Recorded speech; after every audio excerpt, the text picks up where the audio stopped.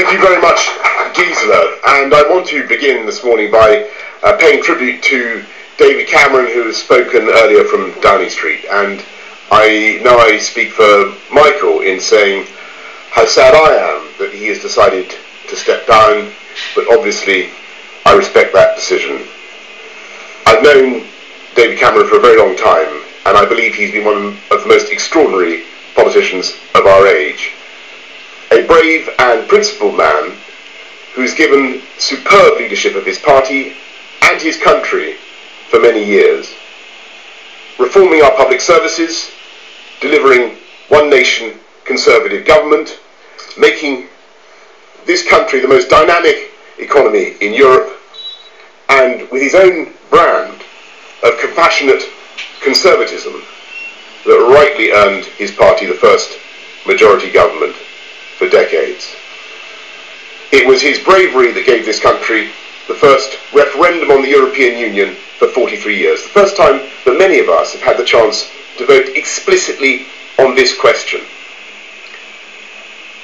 Today, I think all of us politicians should thank the British people, because in a way they have been doing our job for us.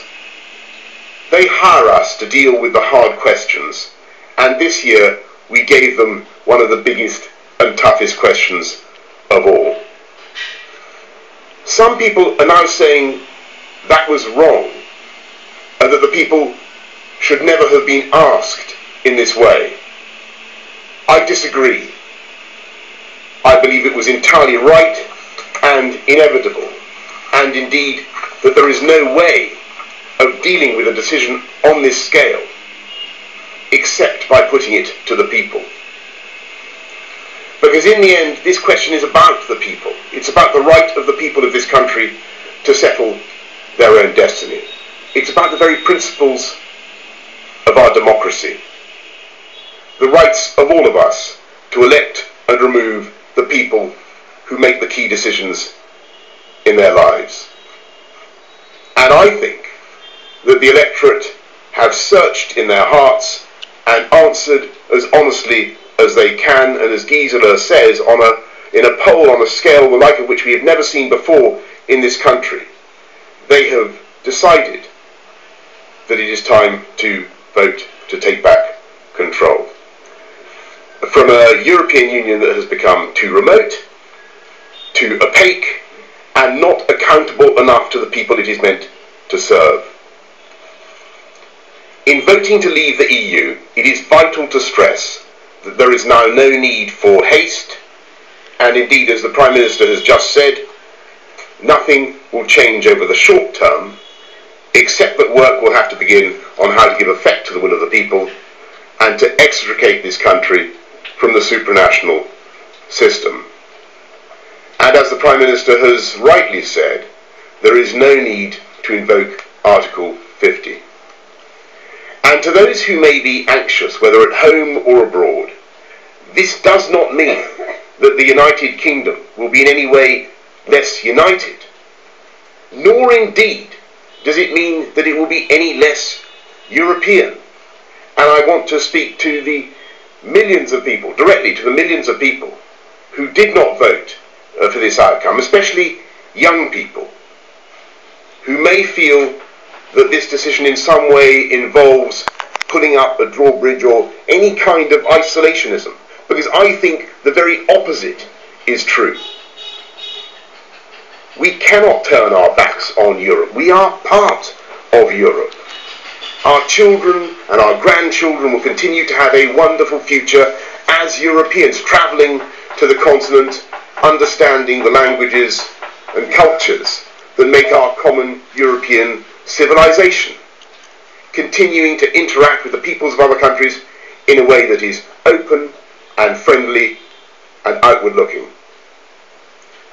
And I want to reassure everybody that in my view, as a result of this, Britain will continue to be a great European power, leading discussions on foreign policy and defence and intelligence sharing and all the work that currently goes on to make our world safer.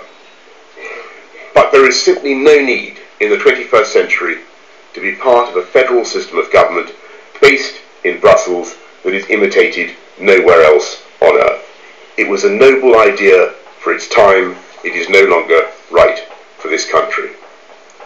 And it is the essence of our case that young people in this country can look forward to a more secure and more prosperous future if we take back the democratic control that is the foundation of our economic prosperity. I believe we now have a glorious opportunity. We can pass our laws and set our taxes entirely according to the needs of the UK economy. We can control our own borders in a way that is not discriminatory, but fair and balanced, and take the wind out of the sails of the extremists and those who would play politics with immigration. Above all, we can find our voice in the world again. A voice that is commensurate with the fifth biggest economy on earth. Powerful, liberal, humane, an extraordinary force for good in the world. And the most precious thing this country has given our continent is the idea of parliamentary democracy. This Thursday,